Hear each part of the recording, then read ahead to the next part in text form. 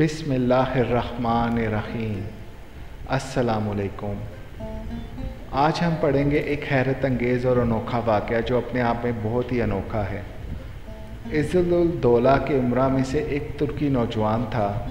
इसने ये हरकत शुरू की कि एक मकान की दीवार के सुराख से इस मकान में रहने वाली औरत को देखता था।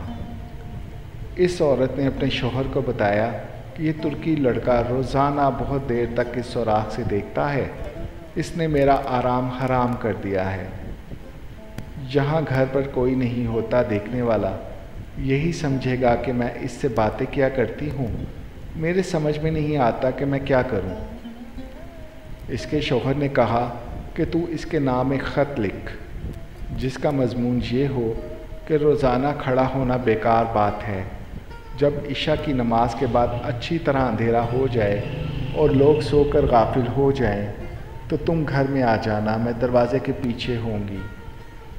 चुनाचा इसके बाद शौहर ने दरवाज़े के पीछे गहरा गड्ढा खोदा और इसके इंतज़ार में खड़ा हो गया।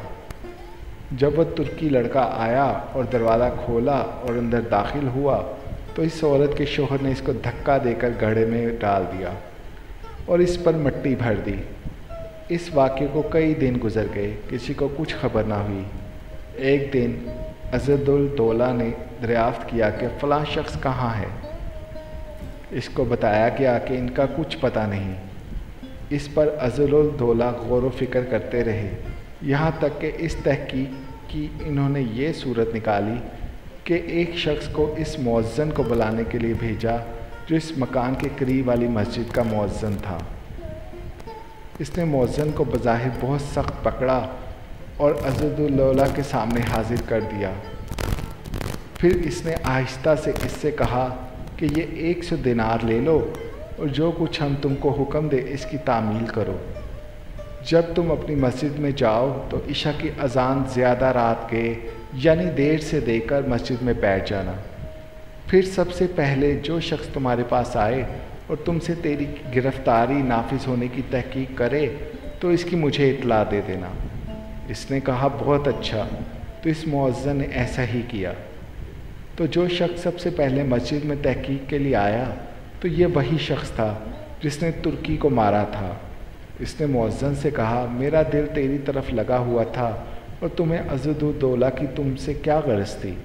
मुअज़्ज़िन ने कहा अल्हम्दुलिल्लाह खैरियत है, कोई ख़ास बात नहीं। जब सुबह हुई तो मुअज़्ज़िन ने इज़्ज़ुल दौला के पास जाकर पूरा हाल बताया। इज़्ज़ुल दौला ने इस शख्स कातिल जो था को हाज़िर होने का हुक्म दिया। ये हाज़िर हो गया। इससे पूछा कि तुर्की का क्या मामला है, बयान करो। इसने कहा कि मैं आपसे बिल्कुल सच्ची बात कहता हूँ। मेरी बीवी बहुत पर्दादार है और पाक दामन है।